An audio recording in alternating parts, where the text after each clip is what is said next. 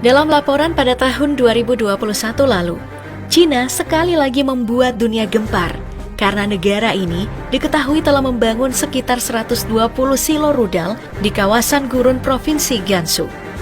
Dari citra satelit yang terlihat, negara ini membangun silo atau fasilitas peluncuran rudal tersebut dengan jarak 3 km antar silo dengan kecepatan yang sangat signifikan. Dalam beberapa minggu, tiap silo yang dibangun sudah berubah.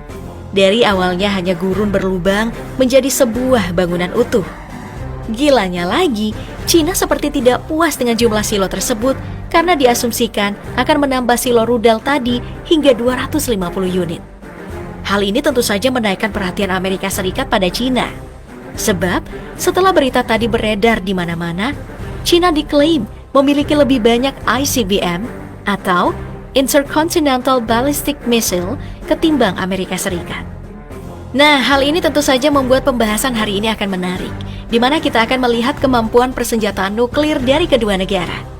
Apakah Cina memang sudah mengungguli Amerika Serikat atau Amerika Serikat masih memimpin pertarungan nuklir ketimbang Cina? Untuk mengetahui kekuatan senjata nuklir kedua negara, kita perlu tahu dulu tentang pengembangan senjata nuklir bagi Amerika Serikat dan Cina. Untuk Amerika Serikat, negara ini merupakan negara yang pertama kali melakukan pengembangan senjata nuklir di dunia, yaitu pada 21 Oktober 1939.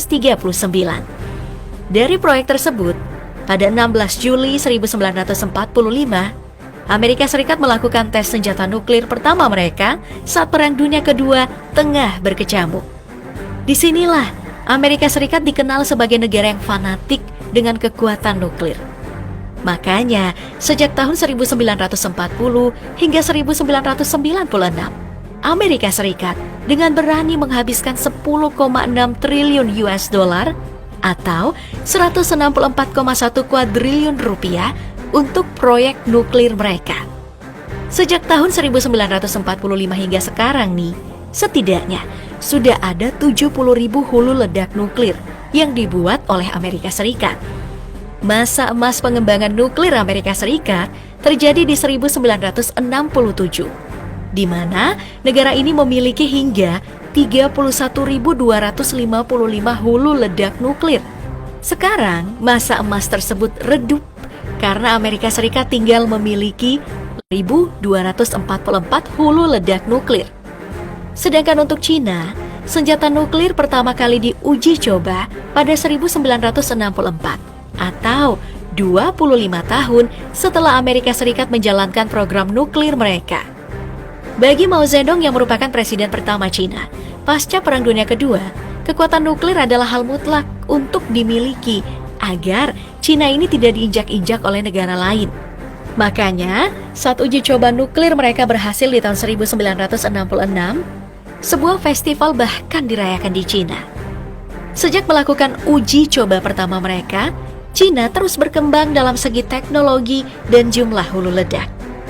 Tahun 1984, hulu ledak nuklir yang mereka miliki hanya 160 hulu ledak. Sekarang jumlahnya sudah mencapai 410 hulu ledak. Dalam beberapa berita, Amerika Serikat bahkan memprediksikan kalau tahun 2030, Cina bakal memiliki 1.000 hulu ledak nuklir. Setelah melihat bagaimana keduanya terus mengembangkan potensi senjata nuklir yang dimiliki, Amerika Serikat dan Cina sudah sampai di tahap status nuklir triad, di mana mereka bisa meluncurkan amunisi berhulu ledak nuklir lewat darat, laut, maupun udara. Pertama, mari kita membicarakan peluncuran amunisi berhulu ledak nuklir yang diluncurkan dari platform darat, seperti kendaraan militer maupun silo. Bagi Amerika Serikat, rudal hulu ledak nuklir yang dimiliki oleh rudal Minuteman III, dan bagi Cina ada rudal DF-41. Kedua rudal ini punya kesamaan, yaitu bisa membawa 3 hulu ledak nuklir dan sudah menggunakan MIRV system atau Multiple Independently Targetable Re-entry Vehicle. Sistem ini membuat Minuteman III dan DF-41 bisa menjatuhkan hulu ledak di lokasi berbeda dalam satu kali peluncuran. Nah, sayangnya MIRV yang digunakan oleh Amerika Serikat membatasi rudal mereka sekarang nih. Jadi, tidak bisa lagi membawa 3 hulu ledak, melainkan cuma bisa bawa 1 aja.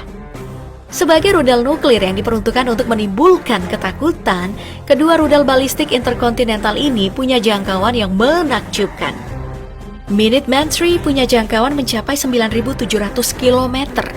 Kemudian, the F-41 memiliki jarak yang lebih jauh, yaitu 15.000 km.